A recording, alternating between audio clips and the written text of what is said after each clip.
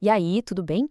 Hoje a gente vai explorar as ideias de um livro que, olha, vira tudo o que a gente pensa sobre autoajuda de cabeça para baixo. A obra de Mark Manson nos desafia com uma ideia bem radical. E se essa busca incessante pela felicidade for justamente o que nos impede de encontrá-la? Bora investigar isso? Beleza? Vamos começar com essa frase aqui que é um verdadeiro quebra-cabeça. Desejar sentimentos positivos é um sentimento negativo. Aceitar sentimentos negativos é um sentimento positivo. À primeira vista parece que não faz sentido nenhum, né? Mas olha, essa é a chave para entender a filosofia toda do livro. Vamos tentar desmontar essa ideia juntos?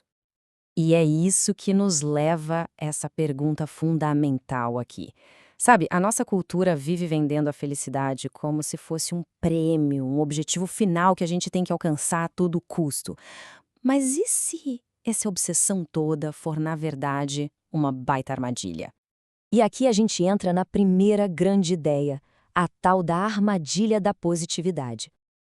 A grande ironia da nossa cultura é que, de tanto focar no que é melhor, no que é mais feliz, ela acaba o tempo todo nos lembrando do que a gente não é, do que nos falta, daquilo que a gente ainda não alcançou, sabe?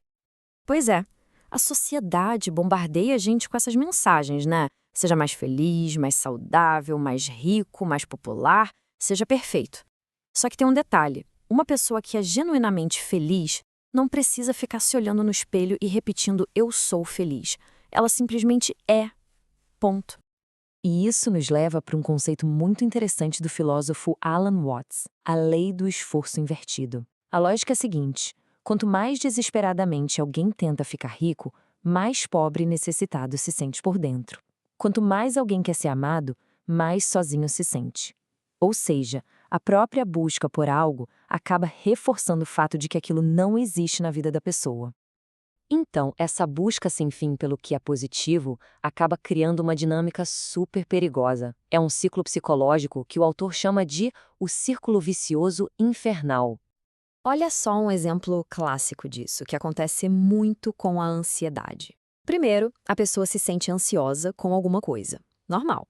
Aí ela começa a ficar ansiosa pelo fato de estar ansiosa. Isso a faz se sentir mal por se sentir mal, tipo um fracasso. E o que acontece? Fica ainda mais ansiosa. É a ansiedade se alimentando da própria ansiedade. Um looping terrível. E claro, a tecnologia de hoje em dia joga muita gasolina nesse fogo. É só abrir qualquer rede social e pronto, uma enxurrada de imagens de pessoas com vidas aparentemente incríveis e perfeitas. É inevitável comparar com a nossa realidade, né? E aí a gente acaba pensando, tem alguma coisa de errado comigo. Isso só intensifica ainda mais esse círculo vicioso. Tá, então qual é a saída para isso? A resposta está na famosa solução do livro A Sutil Arte de Ligar o Foda-se. E antes de mais nada, é fundamental entender uma coisa. Isso não tem absolutamente nada a ver com ser indiferente ou apático.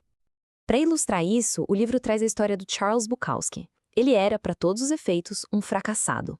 Mas o sucesso dele não veio porque ele tentou vencer na vida. Pelo contrário, veio da sua honestidade total e brutal sobre quem ele era.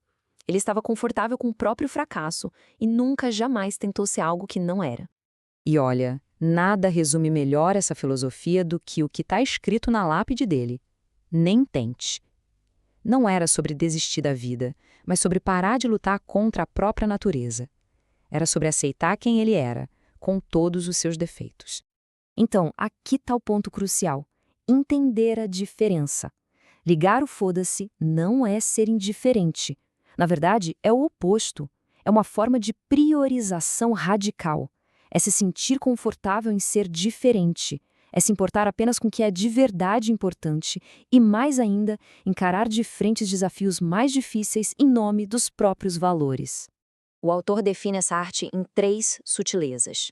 A primeira, não se trata de ser invulnerável, mas de se sentir à vontade com a própria vulnerabilidade. A segunda, para a gente conseguir não se importar com as pequenas adversidades do dia a dia, a gente precisa se importar com algo muito maior. E a terceira, a gente está sempre escolhendo com o que se importar. Amadurecer é simplesmente aprender a escolher melhor. Beleza. E tudo isso nos leva a uma aplicação bem prática dessa filosofia.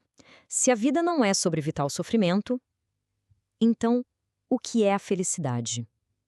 A resposta é surpreendente. Felicidade é, na verdade, resolver problemas.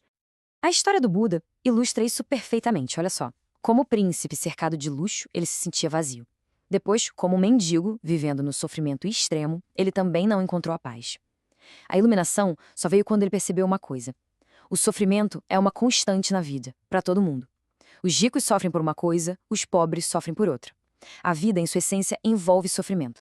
E esse é um fato sobre a vida que a gente precisa aceitar. Os problemas nunca, nunca vão embora.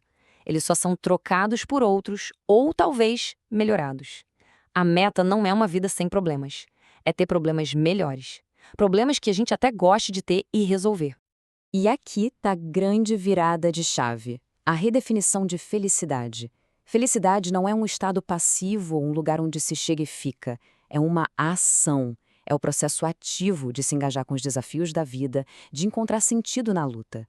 A verdadeira felicidade acontece quando se encontra os problemas que se tem prazer em resolver. E com isso, a gente chega na mensagem que talvez seja a mais poderosa e prática de todas. A gente precisa escolher as nossas próprias batalhas. Pensa bem. Todo mundo sabe o que quer no geral.